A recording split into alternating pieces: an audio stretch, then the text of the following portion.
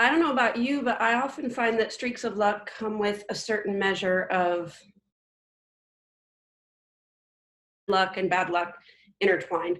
And I was reminded of this recently and had a chance to sort of reflect on it on a very long Lyft ride from Lancaster to York. My son Carter is a sophomore at Westchester, and while he was home over winter break, he met someone and they hit it off. They went on a few dates, and then break was over. It was the end of January, and they had to go back to their respective schools, he in Westchester and she in Pittsburgh. But shortly after they got back, they decided that they would like to get together for the upcoming Valentine's Day weekend, for a long weekend. So he bought a bus ticket, and there was one issue with this. The bus was leaving from Philadelphia, which is just about an hour from Westchester, and he had a ride to get to the bus station in Philadelphia at the beginning of the long weekend, but the bus was going to be getting back into Philly too late on Sunday night to catch a train back closer to Westchester, and he asked me if I would come and pick him up in Philly that night and drive him back to Westchester so that he wouldn't have to take a $50 Uber ride. So I said yes, and that Sunday rolled around, and I was really excited to spend that hour with him, and my plan was to go run some errands near Philly in the afternoon and then go into the city and, sorry, I have to turn my phone on, go into the city and get dinner and visit some of my favorite spots to kill time until his bus got in. It was scheduled to get in at 9:30, and then I would drive him to Westchester, about an hour, and then drive the hour and change back to York to come home. So I was in King of Prussia that day when I got his text saying that his bus was 90 minutes late. So here's the point in the story where, in retrospect, we can begin to sort of take stock of the luck. Bad luck. One, this was going to be a very late night. Two, I was already near Philly and I did not have enough plans to keep me busy and didn't know what I could do that late into the evening while I waited for him. But good luck in that column. My brother and his family live in the Philadelphia area. They're in Mount Airy, which is, less than 40 minutes from where I was in King of Prussia at that moment. So I called my brother and said, "Are you home? Can I come visit and kill a little bit of time and spend a few hours with you guys while I wait for Carter's bus?" And they were home and said, "Come on over." So I started going in that direction, and I was on Stenton Avenue when I was less than 10 minutes from their house when my dashboard lights went out. And I drive an old and pretty troublesome car. So the dashboard lights will dim sometimes, and I just give the dashboard a whack and they come back on, but I was banging on the dashboard and they weren't coming back on. And then my engine gave this weird lurch. Good luck column. There was a cross street into a residential neighborhood right when that lurch happened, and I was able to safely turn into it.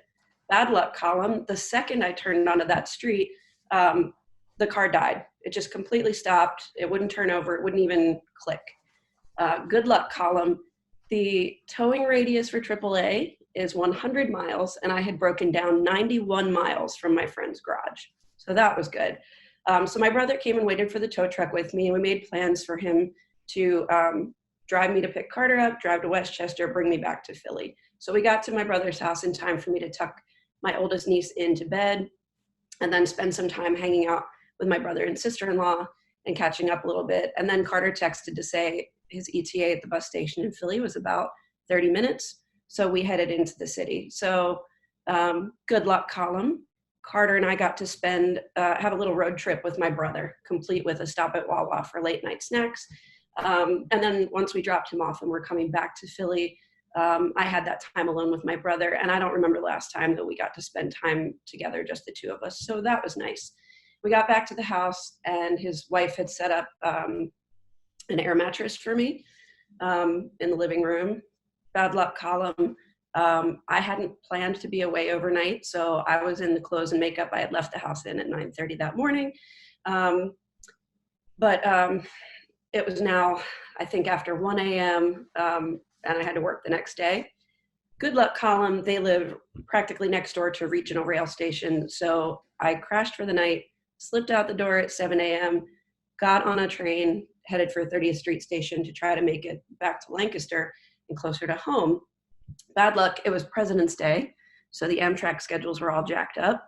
But good luck, I found an 8:30 train and came back.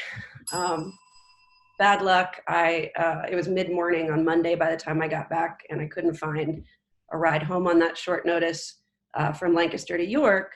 Good luck, we live in the age of whatever this age is, so I was able to arrange a Lyft ride to take me home. Bad luck, I found out that day that a Lyft ride from Lancaster Amtrak to my house in York with tip is about 50 bucks.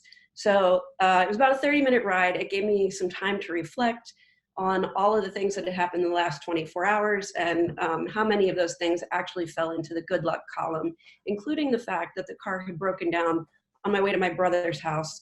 Had Carter's bus not been delayed, I would have been on my way into the city, probably on the turnpike, probably with no shoulder to pull onto, so that would have been pretty dangerous. Also, I got some unexpected family time, especially a lot of time with my brother. Carter got some time with my brother. So by the time I got back to York, I was counting myself as pretty lucky. And I got a shower and put on some clean clothes and ordered another Lyft to take me to work. And by the way, Carter had a wonderful Valentine's Day weekend. And I have a brand new alternator in my car, compliments of my friend's garage. So lucky me.